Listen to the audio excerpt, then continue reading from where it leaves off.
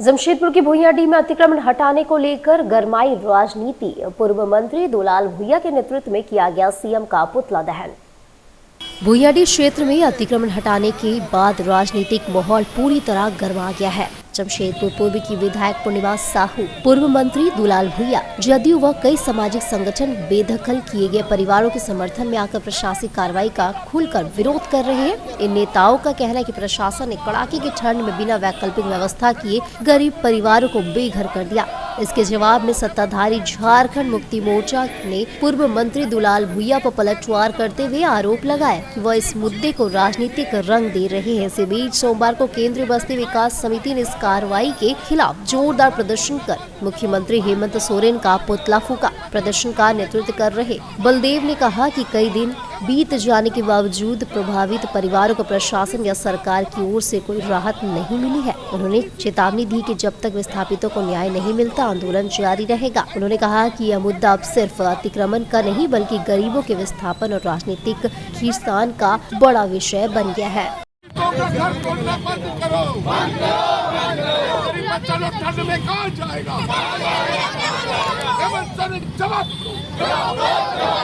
DC साहब जवाब दो, डीसी साहब जवाब दो, झूठ बोल रहे कि हाई कोर्ट का कागज आया, जवाब दो।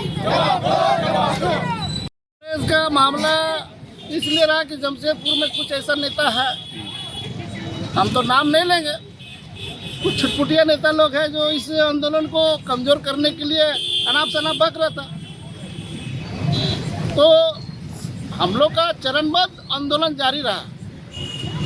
आज हम लोग आज देखिए 6 तारीख को हम लोग का घटना हुआ, टाटा कंपनी का गुंडाई से तोड़ा गया। 6 तारीख से लेकर के अभी तक 14 दिन हुआ।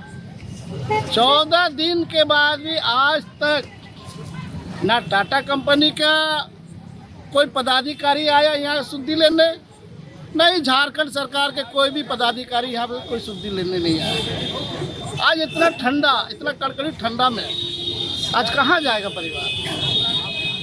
परिवार के विरोध।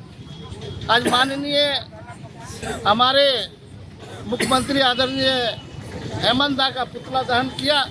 स्वाभाविक है, राज्य सरकार है, उसका जवाबदारी है। और इस आक्रोश में यहाँ का पीड़ित परिवार सभी ने पुतला दहन किया आज के दिन दादा को।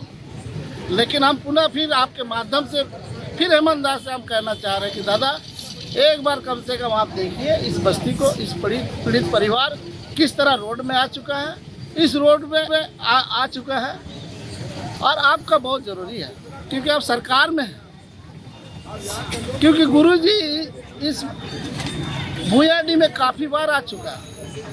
अब भुइयाडीह में काफ़ी बार आकर गुरुजी इस बस्ती को समझा है, प्यार दिया है। तो दादा को हम फिर पुनः आपके माध्यम से कह रहे हैं कि दादा आप एक बार देख करके इस आक्रोश सरकार के विरोध में है, लेकिन आप गुरुजी का सुपुत्र है, आप दादा है, और आप एक बार आकर के खास कम से कम इस पीड़ित परिवार को देख लीजिए।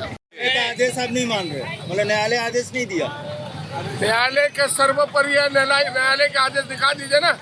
और हम चौड़ीकरण के विरोध में नहीं है। सबसे पहले नंबर 1, आप बिना सूचना दिए, बिना चिन्हित किए पुराने बासिंदा या एक साइकिल चलता था उस समय का बसा हुआ लोग है, बैलगाड़ी चलती थी, यहाँ साक्षी बाजार नहीं था, भुइयाडीह चावल बाजार था, इतना पुराना बसा हुआ आदमी है। आप सरकार को दोषी मान रहे उसको बिना सूचना दिए इतना ठंड में छोटा छोटा बच्चा लोग आज लात मारने के लिए, चप्पल मारने के लिए मजबूर रहा सरकार को। ये बेघर को आप सरकार का दोषी मान रहे। आज सरकार जो है ना, इनको पुनर्वास नहीं कर रहा, ना इनको कोई छुट्टी ले रहा, ना इनका कोई अफसर आ रहा, ना इनको कोई आ रहा। सीधा न्यायालय में हम लोग शरण में जाएंगे, हम लोग न्यायालय के शरण में जाएंगे, उच्च न्यायालय में जाएंगे और पूरा गरीब लोगों के साथ जिस तरह से इतना मैंने हठधर्मी अंग्रेज भी शासन किया तो इतना हठधर्मी नहीं था। ये झारखंड सरकार, ये टाटा कंपनी किस तरह से मैंने गरीब लोगों को बिना सूचना दिए कुचल दिया। अब बताओ, डेली ठंड आ रहा है, डेली ठंडा बढ़ रहा है, और टूट भी गया तो अब अनदेखी कर रहा है। इसीलिए आज पुतला दहन हुआ। अब ये आंदोलन चलते रहेगा। हम मांग कर रहे हैं कि अभी भी हेमंत सोरेन का टीम आए, और नहीं तो ये जोरदार आंदोलन और बिगुल बजेगा। उपायुक्त ने पिछले दिनों आपको आश्वस्त किया था कि आके देखेंगे। उपायुक्त को हम लोग ने सीधे अल्टीमेटम दिया है। 110 से ऊपर घर द्वार और मकान दुकान टूटा है, लेकिन कोई नहीं आया। उपायुक्त भी नहीं आए। उपायुक्त नहीं, टाटा कंपनी का आदमी नहीं, कोई नहीं। क्या ये लोग हमारे देश के नागरिक नहीं है? क्या यहाँ के लोग कीड़े मकोड़े हैं?